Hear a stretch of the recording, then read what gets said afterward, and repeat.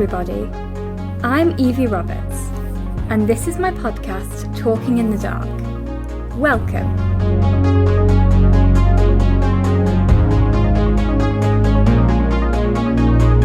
The aim of this podcast is to raise awareness about blindness, visual impairment, and disability in general, in a happy and light-hearted way. For those of you that don't know, I am blind. I was born with a condition called bilateral anophthalmia. Try spelling that one. It basically means that when I was born, my eyes didn't develop properly, so I wear prosthetics instead. The goal of this podcast is to remove some of the stigma and stereotypes around disabilities, whilst also having fun at the same time. Each week, I will be interviewing people from all walks of life, including some with hidden or physical disabilities like mine, and getting to know a little bit more about them and the lives they lead. In this episode, I am very excited to tell you that I will be talking to tetraplegic kart racer, Chris Yeates. My name is Evie Roberts, and this is my podcast, Talking in the Dark. Welcome.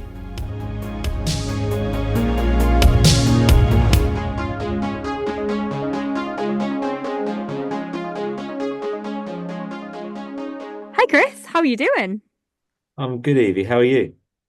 Yeah, not too bad, thank you. Well, first of all, thank you so much for coming on the podcast. It's really lovely to get to talk to you, and I'm super excited to hear all about, your incredible life and your incredible sort of karting career. But before we get into any of that, how's your day going so far? The day's going well, and yeah, appreciate you having me on. I feel um, against your list of previous interviewees like a bit of an imposter. Um, but yeah, other than that, my day is going well. It's leading up to Christmas. It's a positive time of the year. It definitely is. It really is.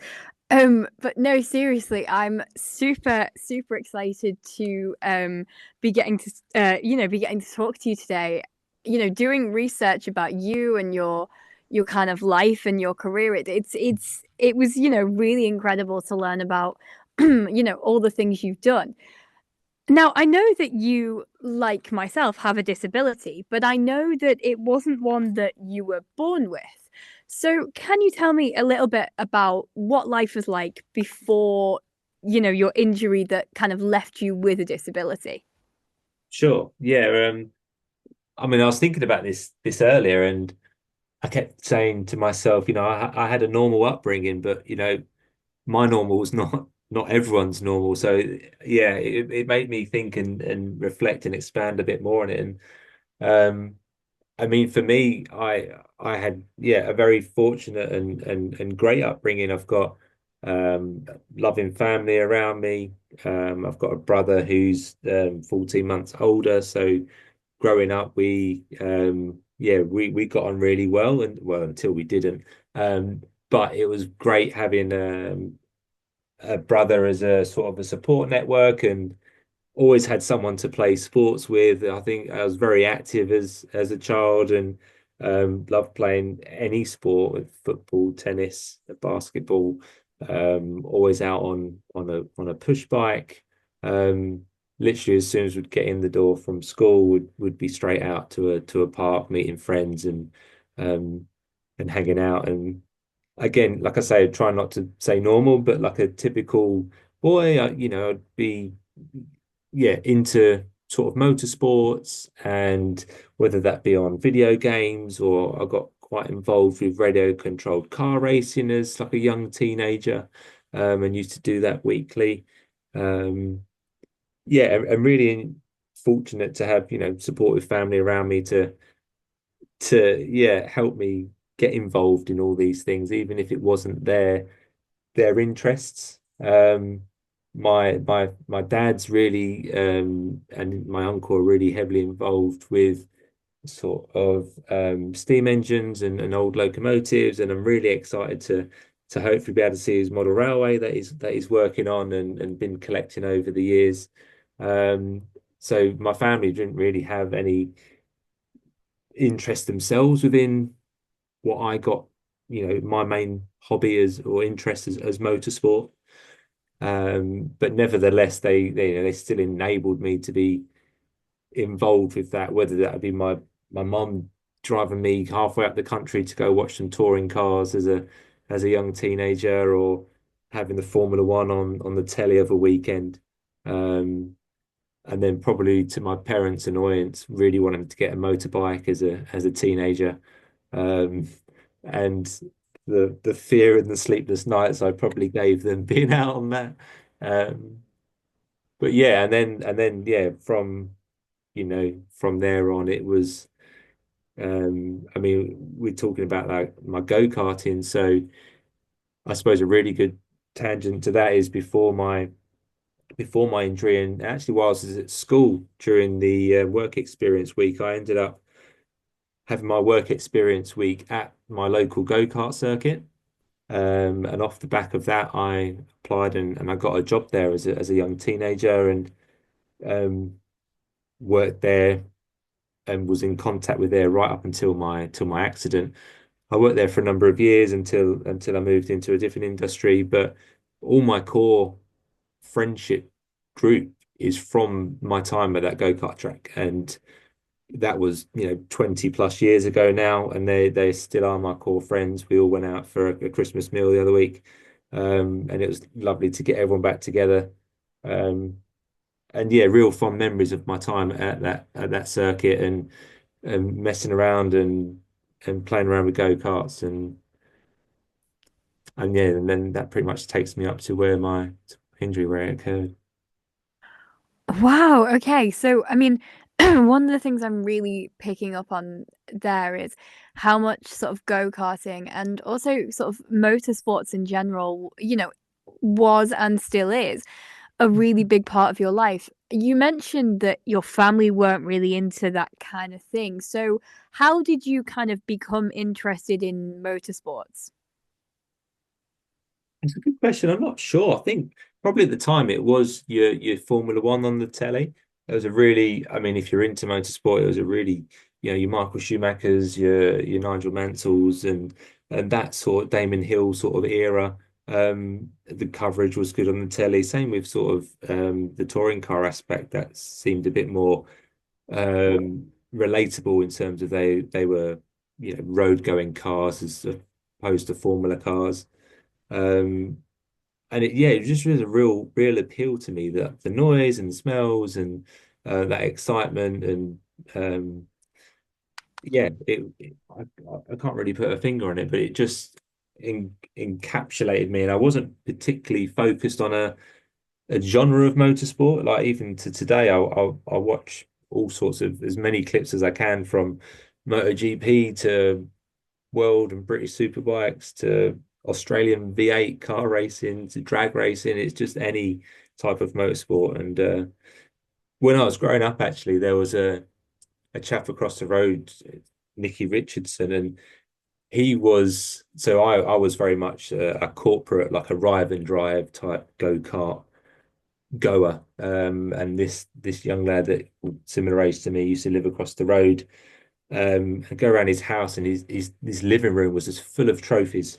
And his family was very much into karting and motorsport, and they had your owner driver karting where they own their own go-karts and have very specific racing.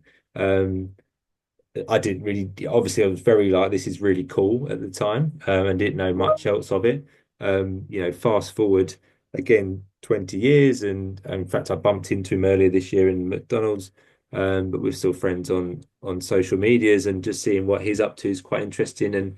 And he looks back on his time in go-karting, and actually raced with, your Jenson Buttons and your Lewis Hamiltons. And I think in previous interviews, Lewis Hamilton's referenced him within his own interviews and stuff. So I mean, it was oblivious to me at the time, but yeah, their careers have gone off into different directions. But it's just, I suppose it's always been, that memory stuck with me. Just seeing all those trophies, I was like, wow, this is pretty cool. Um, so yeah, it's always been there, my interest in motorsport. Yeah, absolutely. And I guess maybe I could be wrong here, but seeing all those trophies, did that kind of give you an insight into sort of how big the motorsport industry could be and how much you can kind of progress in it? I think so. Yeah, yeah, for sure. I mean, my time at the karting track was, like I say, was super fun. Um, and I would get involved with the local races there, and um, sort of getting later on into my teens and getting those motorbikes. Um, that was the sort of avenue I wanted to go down. I remember the my birthday before my accident, I um, got a track day experience. So I went on, I actually hired a bike for the track day, but it was the same road going or race version of the road going bike that I had. And I did the track day there and it was super fun. And I actually ended up going round with a couple of bike riders that were there testing for a race the weekend. And really sort of got under their wing and sort of followed their lines and picked up quite a lot of knowledge from that. But again, that just gave me that insight into, do you know what, I could get into a little bit of bike racing here and had plans to. In fact, I think I bidded on a bike on eBay right up until my accident, and I think I was quite fortunate that I lost out on that in the end. But that was going to be my next route was to maybe looking to getting into some sort of club level bike racing and just see where that took me and around work and what have you. Wow, okay. So, I'm really getting the picture here that this was, before your accident as well, a massive part of your life. Now we've kind of sort of talked in detail now about what life was like before your injury, but could you tell me a little bit about your disability and the backstory behind it? Yeah, sure. So, I mean, I have a spinal cord injury. My level of injury is at C6, which is sort of the neck level of your spine. And without going into too much details of spinal cord injury, I mean, the higher that you damage your spine in relative to your anatomy, the less function and control that you have. So with my injury, I don't have full function of my arms and no dexterity in my hands, and they're the main obvious ailments that I have. And there's various other things that it affects as well, mobility and function wise. But yeah, my accident occurred with a car crash.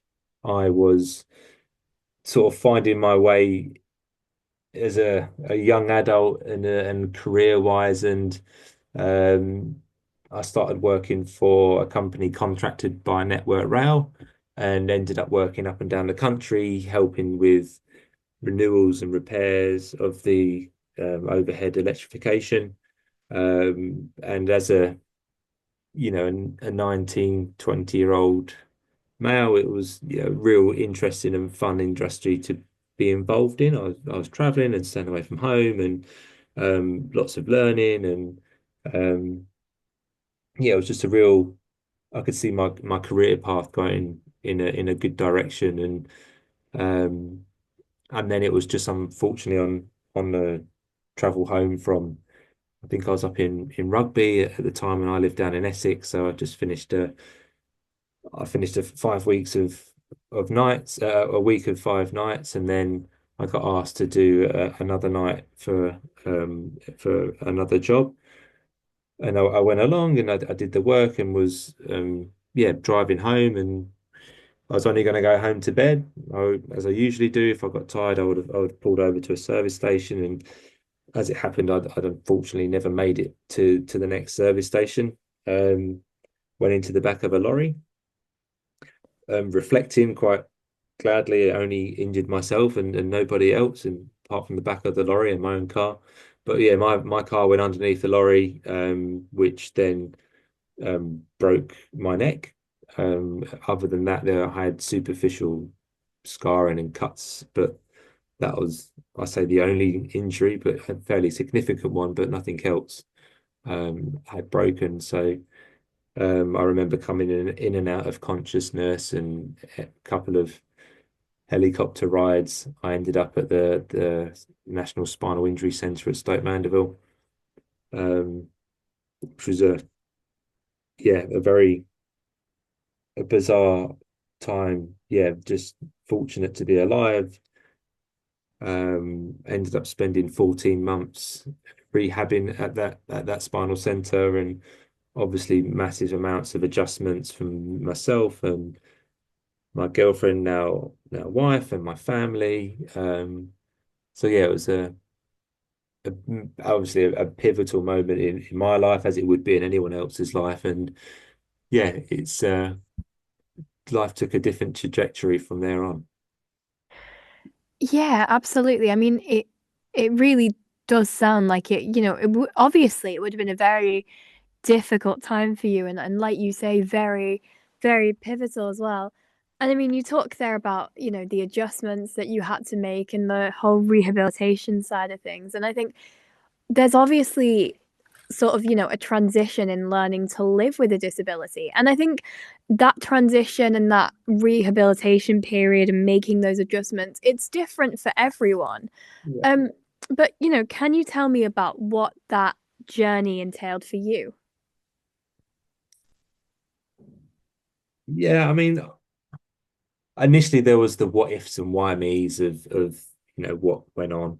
Um, and then it was just a shift to try and, you know, I was young at the time, I was 20-ish years old, and a whole lot of living ahead of me, and it was just trying to make the best of the situation whilst just being a stubborn male that doesn't share his emotions and um, doesn't want any help mentality. And I suppose some of that stubbornness has helped me progress in with my own abilities, but ultimately, yeah, I've learned to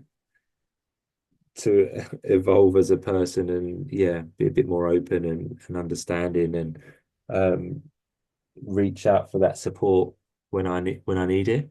Um, I think there's lots of things with a spinal cord injury, that aren't that people don't really realize. The obvious mobility paralysis, but there's, with my level of injury, my temperature regulation doesn't work, so I don't sweat, I don't shiver.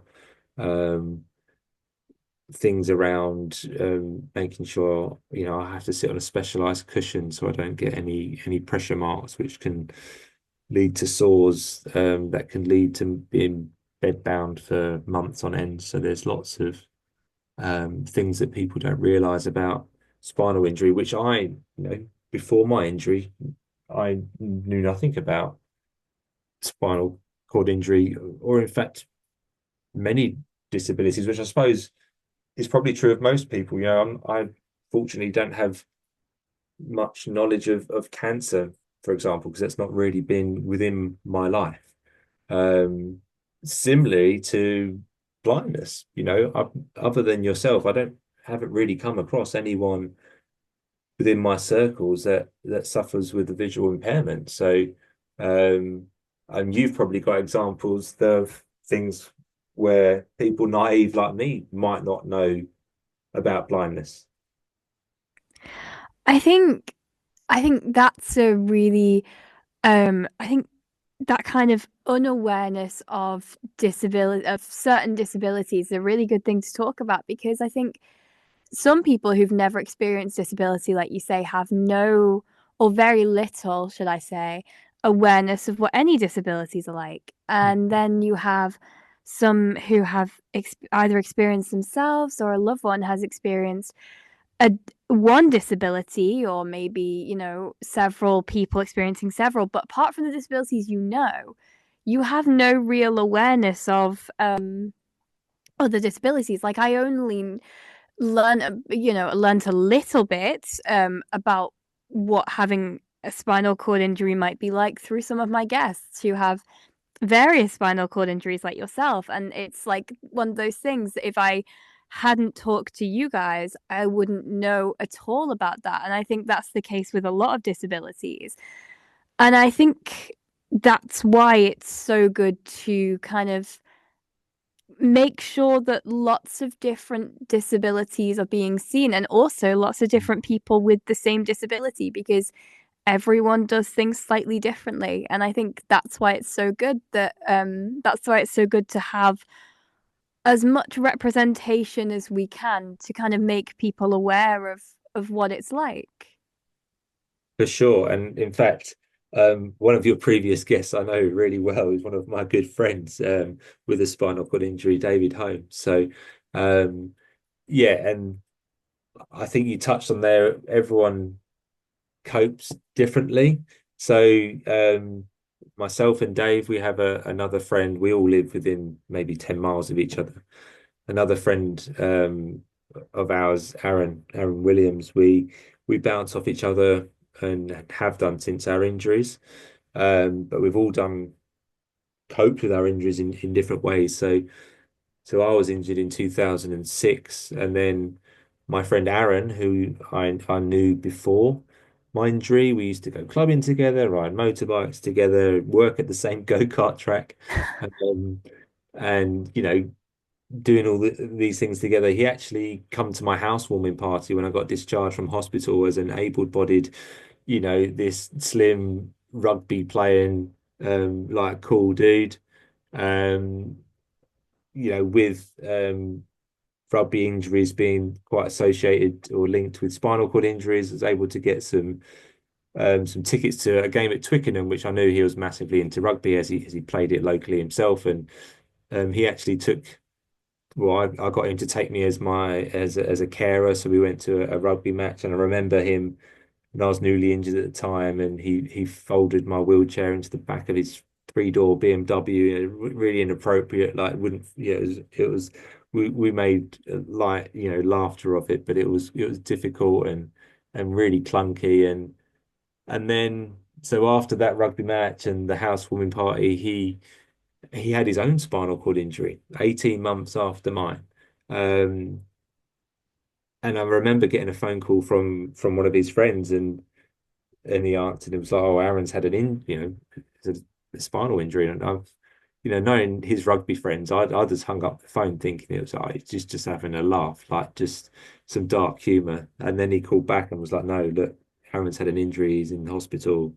He wants you to come see him." And then I was like, "Oh, crap." Um, yeah, and it's our lives are sort of intertwined ever since. He had a very similar, as close as it could be injury wise to me, very similar functions. And hopefully I was able to, especially in those early days, help him and his family along.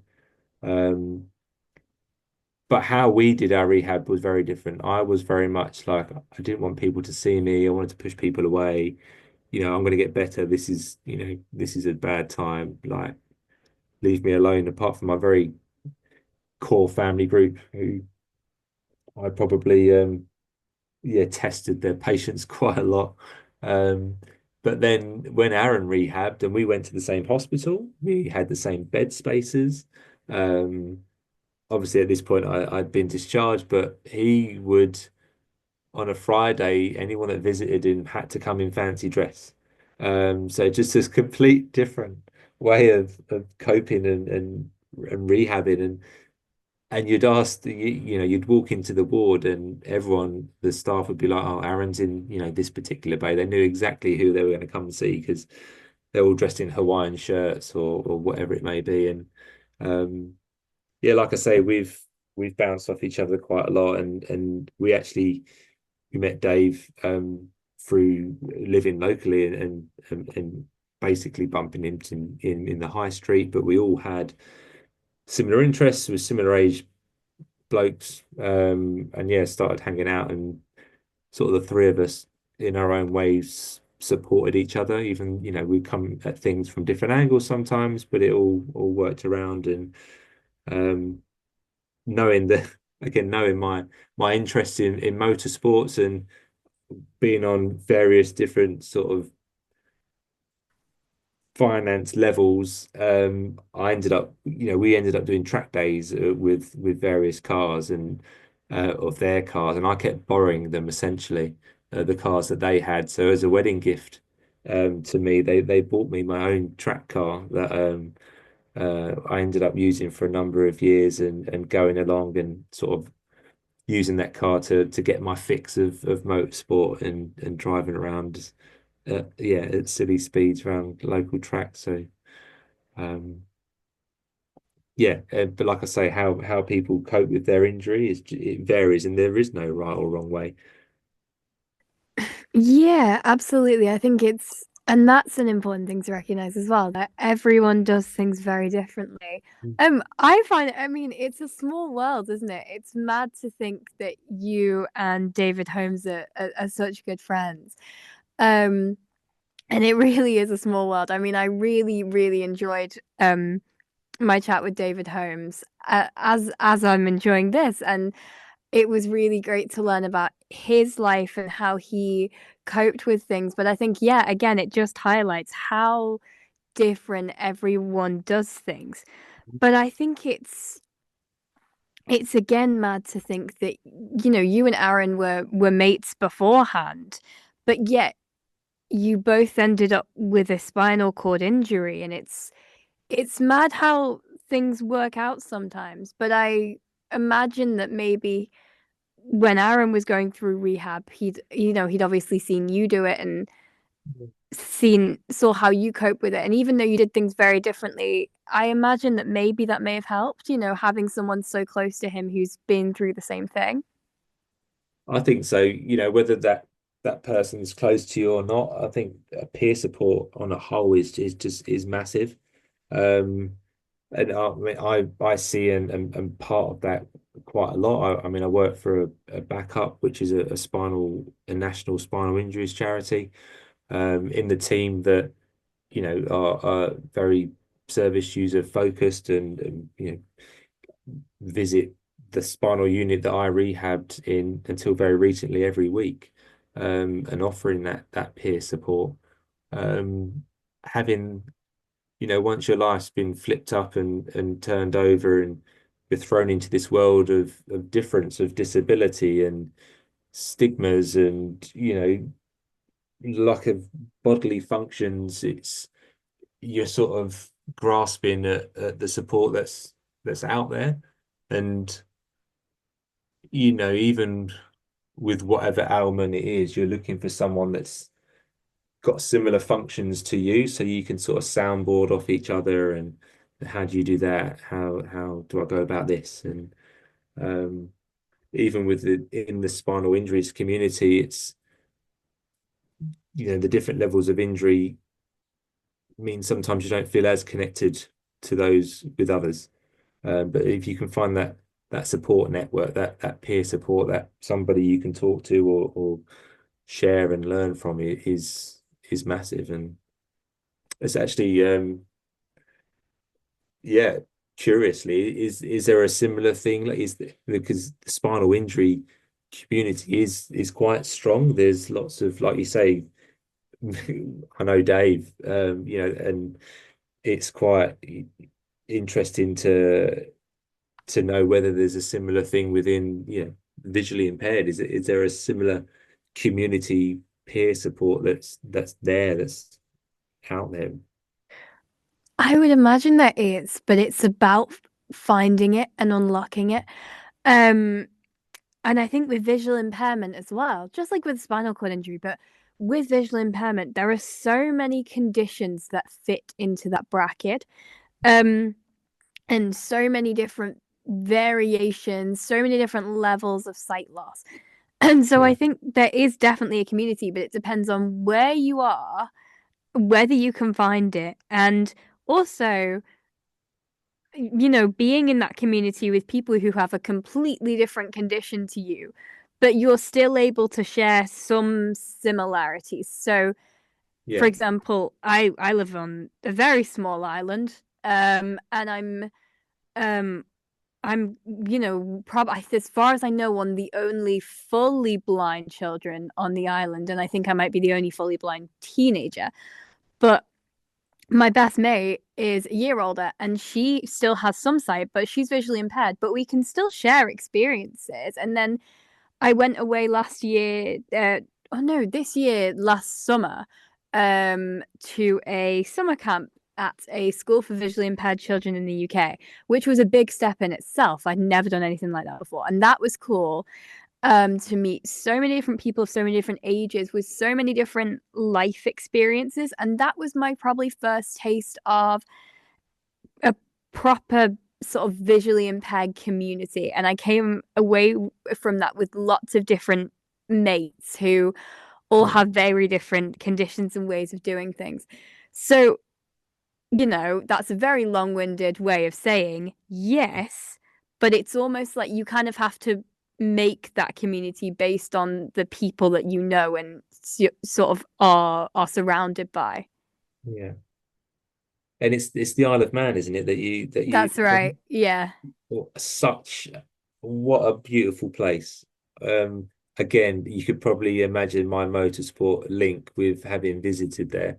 Yeah. Um, and aside from the bikes and dragging my wife around there, we ended up having a look around the island, and it was such a yeah. I actually went with Aaron and his partner as well. But what a wonderful place! Yeah, absolutely beautiful island. And for me, even better when there's bikes going around at crazy It, speed.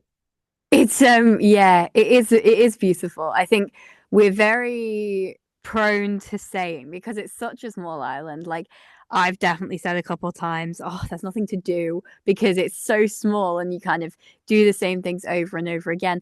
And we probably don't actually appreciate enough how beautiful it is and how lucky we are to basically be surrounded by countryside, which not all people are able to do. But yeah, TT, you kind of TT races are a real kind of crazy thing on the island because it's like when the TT is coming up, like obviously the time of year, but things just get so much busier and it's a really weird couple weeks because it's honestly like you get an extra like 10,000 people come to the island. And I think one of the coolest things about the TT is how many people have came to watch it or compete in it for like 30 odd years and it's like a thing for them every year. And I think that's really cool. Yeah, definitely. I think something that stuck with me for that my visit there was, I mean, around we was there for some of the practice week and not a crazy time, but obviously still busier. And um, the radio was playing over sort of the speakers in just the towns, the communal areas, and I vividly remember an announcement going over the radio that someone's push bike got stolen from I don't know a pub somewhere, and that could whoever take it, whoever's taking it, could they bring it back? And I'm just like, this is just such a different world. Yeah, that seems very apt actually.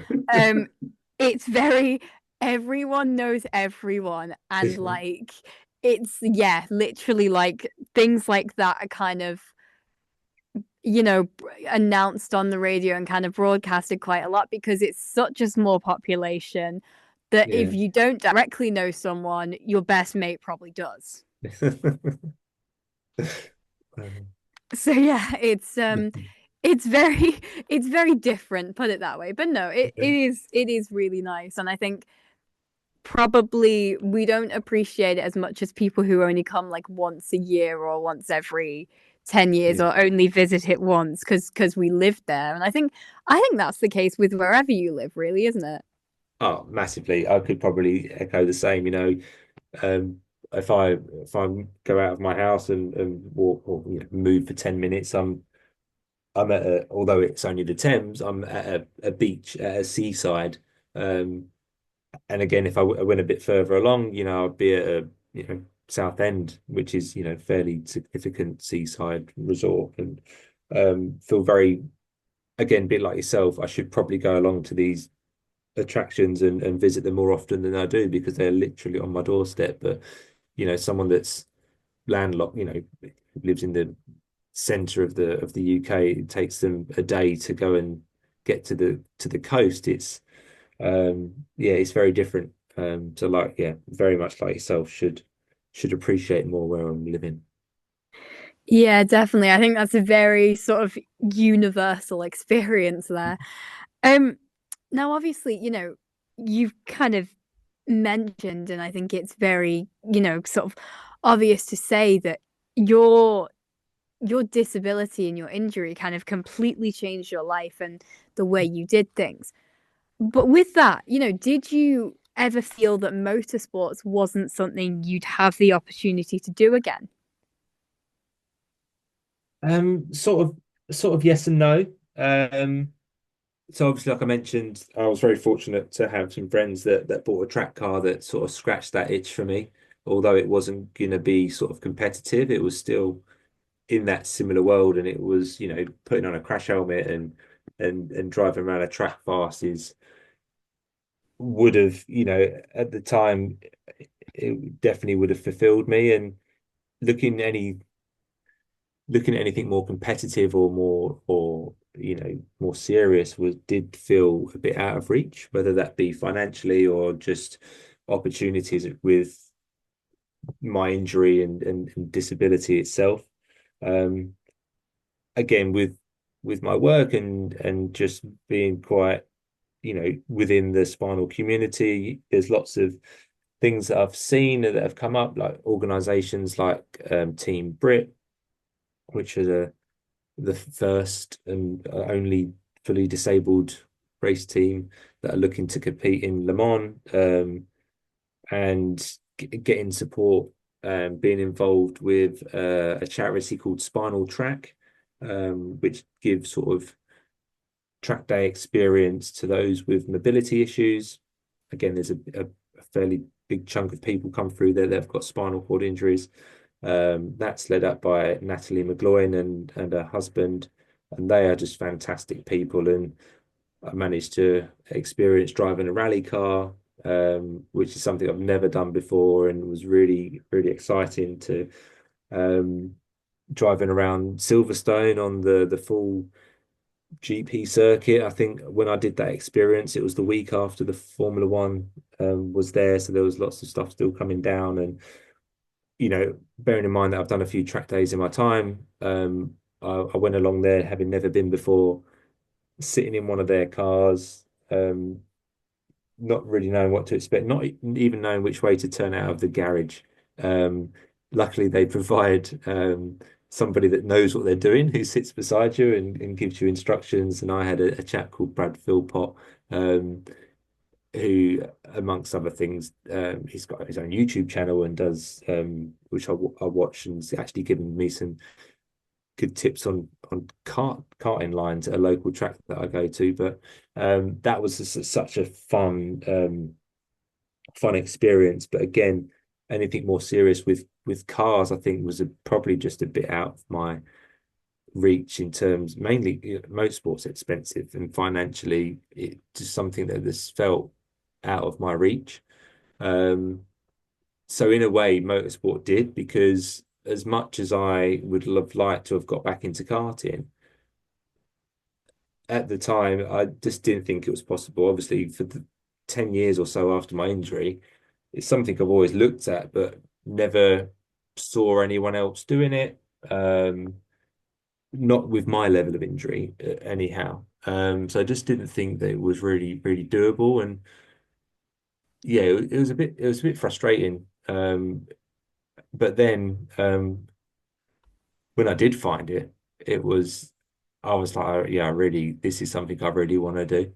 Um, and that was just by accident, I think, how I did sort of stumble across it. And again, I'm very insignificant and in this motorsport and karting world, but hopefully, within the spinal community, that it helps to show that there's progression. So there's lots of adaptive motorsport if two of your limbs work. So there's been adaptive karting in the UK for a while, where either you arrive and drive circuits, or if you own your own car, they've got adaptations for where your hands work. And rather than you using your feet, you use your hands to steer and to go and stop. which is the benefit of go-karts. For the most part, they only have go and stop, no gears,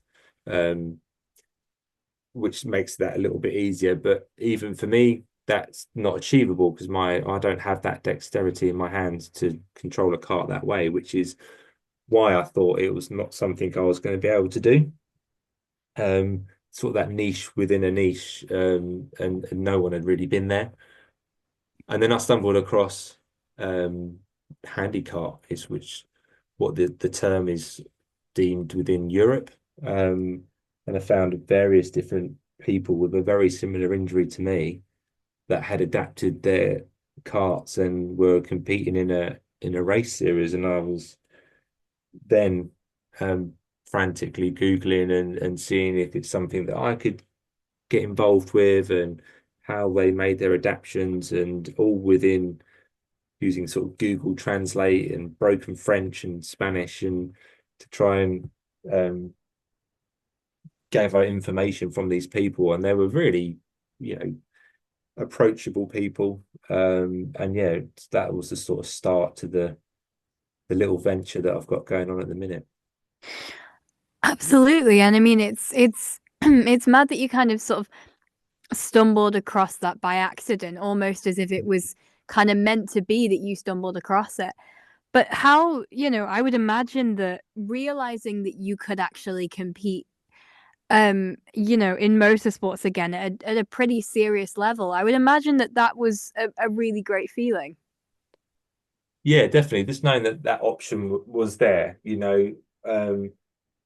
fast forward a little bit of finding all that out, and I'm going around local circuits on sort of practice days and just getting some seat time and getting more comfortable and tweaking my adaptations. But in the back of my mind, knowing that there's potential to go and race and to go over to Europe and compete with my peers. Now I'm all for a bit like what Team Brit are doing, where they are racing with able-bodied people. And I think there should very much be a space for that.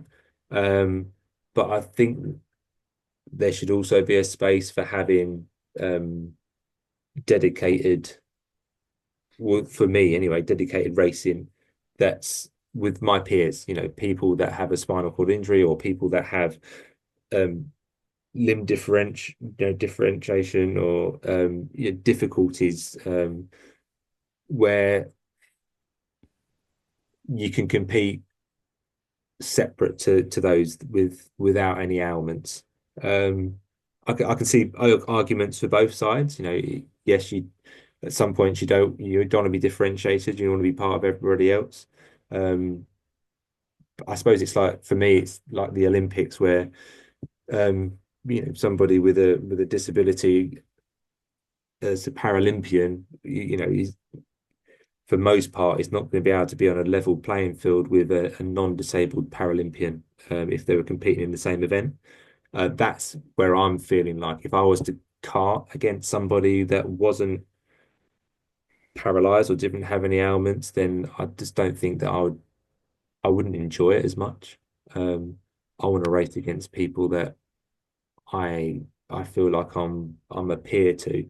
And this race series in France, I actually went along to it to watch this year, and was really welcomed by the community that's out there. It's been established for what I can find for quite a long time. And yeah, I'm hopeful because it's like I say, for my level of injury, it's just not seen in the UK. So I'm hoping to be the first UK tetra or quadriplegic to go out there and compete. Yeah, and I mean, I could totally see you doing that. I mean, what you do is incredible, and I think that would be an incredible feat in itself. But, since discovering that kind of more serious side of competing, I believe that it's now something you do. And I believe that there is a event called the Handicart Championships. So could you tell me a bit about that? Yeah, sure. So this is what I wanted to go and see this year. And it's an official event. within it, there's which now Natalie has been a FIA, a disability community president. There's guidelines in place for adaptations, not just to motorsport vehicles, but now to go-karts. So yeah, with my karts, it's sort of aligned within these adaptations. So I went along to watch the Handicart race, and there's essentially one race with three categories in it: a H1, H2, and H3. So I would fall into the H3 category, which is three or more limbs that have got some form of impairment. And then obviously your H2 and your H1s have, I wouldn't, yeah, they're less limbs are injured. So H1 would be there was somebody there that had a limb difference on one of their hands, for example, but the remainder part of their body functioned fully. So yeah, that race I would fall into the H3 categories, and yeah, really sort of shadowed the guys that I would be competing against, and again using my phone as Google Translate and trying to upskill myself in the various regulations and requirements that I'd need to be doing was really interesting. And again, I dragged my wife and kids along to that to try to make it a bit of a fun trip to France. Um, as it happens, I'm not sure what's happening next year. At the time, there was going to be another race at the track that I went to, which is why I went, so I could sort of. I mean, I don't know about you, but sort of a coping strategy that I like is if I'd like to know where I'm going. Uh, Yeah. I've struggled going to not struggle, but it's going to new places. I'd like to be as best prepared as possible. So if I was going to drag my go-kart over there next year, I ideally wanted to picture in my mind what it looks like and where I can go and what have you. So that was the main premise of going this year. As it happens, I've literally just this week been talking to some of the guys, and I'm not sure if there is going to be a race in France, but they're looking like there's going to be three races, one in Spain, one in Italy, and one in Germany. So yeah, I'm really unsure what's going to happen. I really want to at least be able to get to one of them, but obviously they're a bit further away. Um, I think I quickly Google Earthed it or Google Mapped it, and it was like a day's drive without stopping to most of these, apart from the Germany one, which is a bit closer. So I'm still very hopeful to be able to get out. But it's just going to pose a little bit more logistical challenges, and hopefully get some things lined up over here to enable that. But yeah, I'm still super keen to want to go. Yeah, I mean, I can completely imagine why, and I think I really do hope that you're able to get to one of the races. I think that would be a really incredible thing to be a part of. So, what would you say it is that you love about karting? Um, for me, I think even with now with my disability, and you take disability out of it, it's a very accessible sport. From whether it was like how I was involved as a teenager at your local arrive and drive kart center, and that is enough for people sometimes just to have that involvement in motorsport and compete locally like that. But it goes right up to being very, very competitive, and your top end karters, and it can be a standalone sport in itself, and you can enjoy karting as your hobby or your career, but it can also, a lot of people see it as a stepping stone to other racing series, as formulas racing and the like. So I think it's just so varied in what you want to do with it. And it's for me, it's the accessibility, it's the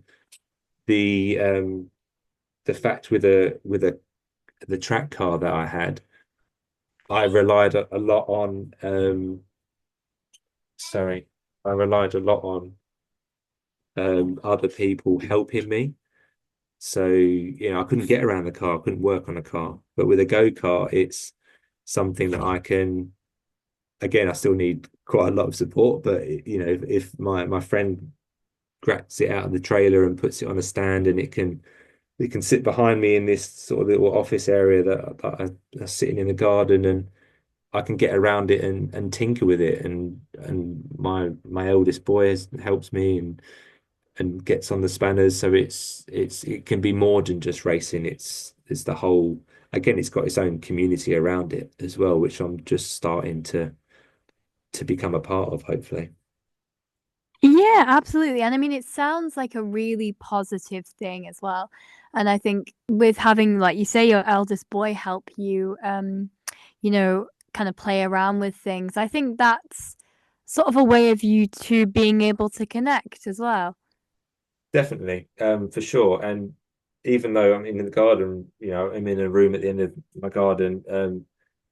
Unfortunately, you might have heard my youngest just walk in. So although my go-kart isn't here at the minute, yeah, for sure, it's another way of connecting and having an opportunity to bond over something. And my oldest is turning 9 this weekend, in fact, and as much as I want him to, if he wants to get involved in karting, we offered to take him for his birthday, and he's not interested. But again, it's you're not always interested in the same thing as your parents. If it's something that he wants to get into in time, for sure, then I'll be looking to buy him a go-kart straight away. But yeah, at the minute it's just something that we can tinker around with together, and then yeah, I think he's interested to come and watch me race. And you never know. In my hopes that might spur him on to wanting to do it himself. But yeah, just happy to support him in whatever way he wants, whatever route he wants to go down. Yeah, absolutely. And I think that's really important as well.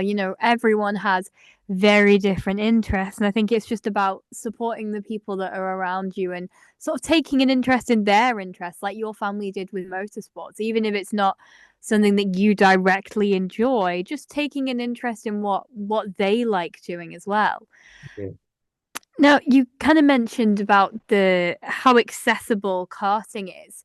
Mhm. But I would imagine that there are some sort of adaptations that need to be made to your vehicle so you can sort of drive to the best of your ability. So can you Yeah. tell me about some of those adaptations?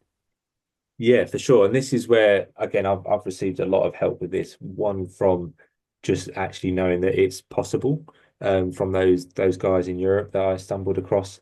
I basically mimicked what they've done and applied it over here. Um, with that, I was very fortunate. Again, a friend of mine who's from that same go-karting friendship group as a teenager, he runs a small club level race team called JG Racing, and another friend again from that go-karting group helps out and does the mechanic side of things. So he's just one of these amazing people that is good at everything. But luckily for me, he could help fabricate the work that needed to be done to the car, which sometimes I feel a little bit bad for asking him for help with, because he was the mechanic at the go-kart track for many years, and then I think he just got fed up with mechanicking on go-karts. So then to ask him years later to help out with mine, I was yeah, half expecting him to say go someone else, but no, yeah, very fortunate. He's helped me out adaptation wise. So go-karts typically are just a steering wheel and wheels. With my level of injury, I have weakened upper body and then no grip with my hands.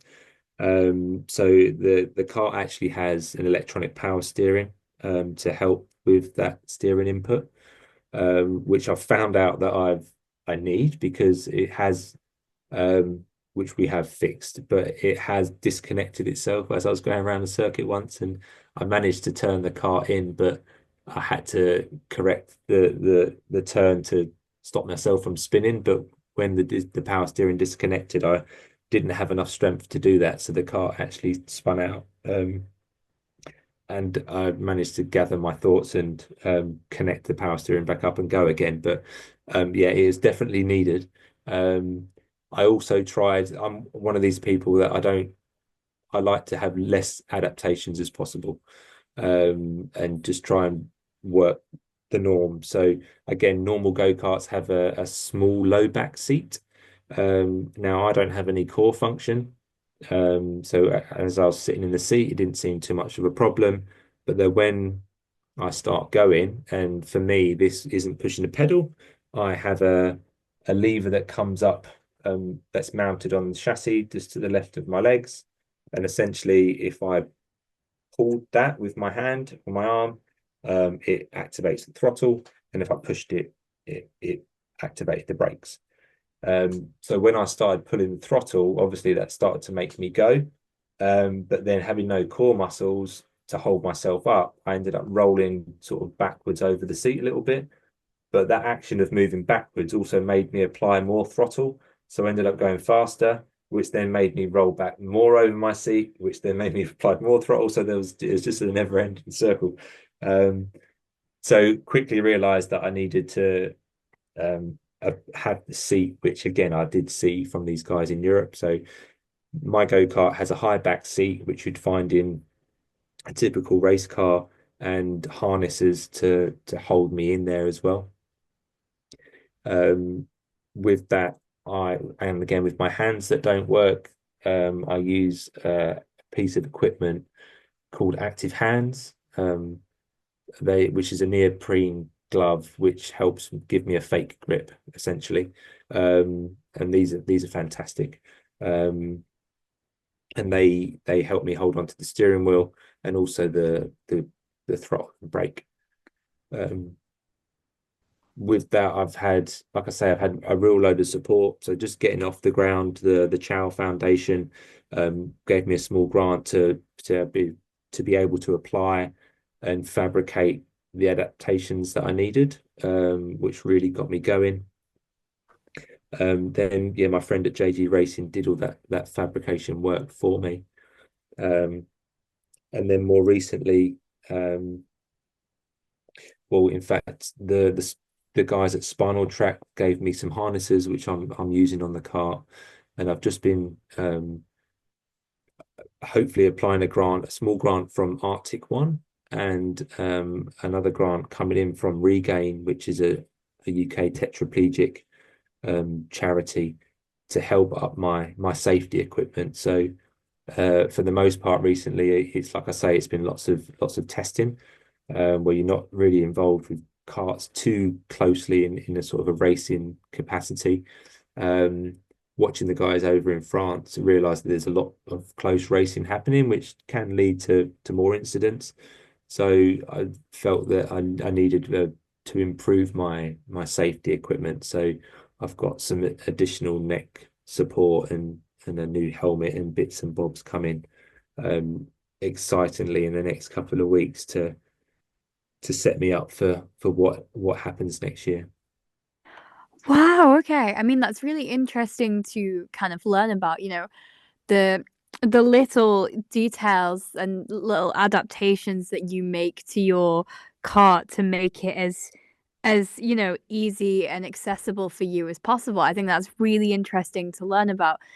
One of the things that you've talked about a few times during this chat is, track days and kind of and things like that. And I was wondering, do you think that those sort of more chilled out events and chilled out ways of taking part in motorsport, do you think in some ways they are just as valuable as the more kind of serious competitive side of things? I think so. I think you can take away different things from them, whether it's just to scratch an itch, or something you want to tick off a bucket list, or it's giving you an in to an experience you might not have had, especially if you utilize, if you've got spinal cord injury, there's that Spinal Track that offer that experience. There's Limitless Motorsport, which offer a similar experience. And there's various other organizations that you can, buy an experience from and have that time around a track. And that could be enough for people, but it could just be that stepping stone that makes people want to take the next step, which might be to own something and do their own track days, or to then maybe looking to compete in or various different ways. Or I know that Sims and esports and that can be a stepping stone for people to do something in real life. But for me, it was definitely that. For a while, it scratched that itch, and then, like I say, as soon as I knew that karting was a possibility for me, I felt like I've come a bit full circle and back to me being a teenager and messing around in my local kart track. Yeah, absolutely. That really is a real full circle moment. Now, my next question for you is one that I ask pretty much all of my guests, and I Mhm. really love this particular question. Um, because I find it so interesting, kind of all the different answers I get to it. So that is, what would you say has been your proudest moment so far? With karting, With anything you want it to be. wow, that's a big question. Um, let me gain some time by throwing it back to you. Oh, okay. I see where you're going with that one. Um, I would say for me, I mean, that is actually a couple of guests have done this, and the first thing I Okay. always say is that it's tricky because I find it really tricky to actually be proud of things that I've done. And Yeah. so that's really difficult in itself. I don't really know why. It's just that I never really am. But one of the things I am proud of actually is the podcast because when I started it, I mean, I flat out said no to starting it for a couple of years because I just didn't think it was possible. Like, I was like, there's no way on earth that I could be able to do this and be able to make it work. And I finally sort of agreed to start it. And I thought that it'd be a couple months long fun thing that I could do that'd be great on the CV and like that kind of thing. And it's turned into this where I've been doing it for just over a year Yeah. and I've gotten to talk to loads of incredible guests and given them a platform to share their stories and learn so much about things myself, and I think that's why it's been my proudest moment. But I'm going to throw this question back on you now. That yeah, and that's a very honest and full answer there. And like I say, I think I am in the same boat as you, and it is difficult to what to feel proud of. And um, I suppose with the karting side of thing, and maybe a bit of wider life, and not so much proud of, but I feel like I've got the opportunity to raise awareness, especially of my niche within a niche of being a tetraplegic or quadriplegic, if that's the term that you know of, just showing that life can carry on, and that can mean different things to different people. I'm very fortunate to have, I was injured at a young age and obviously put a different trajectory on my life, but I still managed to do a lot of the things in life that I wanted to do. I'm very fortunate to be married to a wonderful and resilient wife who puts up with me. I have two wonderful kids, which, at certain points in my life didn't think was a possibility. Um, got my own property. Um, I work for a fantastic charity, and having that, um, like I say, ability to now, even if it is just with my niche of karting, just to show people that you can sort of work towards what you want to achieve, even if it is a lot further in life. And you didn't think it was possible. Things change. I suppose if I was to say anything, it's that. And I've already had people like at one point, which is whether you stumbled across me that way, but in the summer, my Instagram just went mad, from just my local like friends and family type posts to um it got my video of me karting got shared on the FIA sort of main social pages, and from having something like 300 or 400 views on a post went to something like 200 and something thousand views, which to me is just unheard of and different worldly, and had lots of people reach out. And Nicholas Hamilton, who is a disability, someone with a disability who does motorsport himself, private messaging and reshared my post, and he mentioned that he knows the difficulties of being disabled and getting involved in motorsport, and just wanted to share out a little bit. But just the fact that people that I look up to have seen it, was a big thing. But then also people with my injury, or similar injuries to me, reaching out and asking questions, and whether it just the penny drops for somebody else from what I'm doing, I think would just be fantastic. Yeah, absolutely. I think all of those sort of moments are really pivotal moments in your life, and really and really incredible moments as well. And I think, yeah, especially like being recognized by people that you look up to. I mean, that is incredible, and I would imagine a really incredible feeling as well. Now I know that, competing in the Handicart Championships is a big sort of aspiration for you. But do you have any other goals or aspirations for the future that you'd like to achieve? Um, with karting for sure. I mean, I'd like to do it more, and just to see where it goes. Ideally, it would be great to get something going within the UK. Um, that's very much not even off the ground at all yet, but that would be something that I would like to, if I can be involved in helping to set up or be part of, would be fantastic. Um, and just raise that awareness with the people that are in the UK, that they can get involved in adaptive motorsport. And for me, I think karting, with the entry point that it is probably the a good place to be.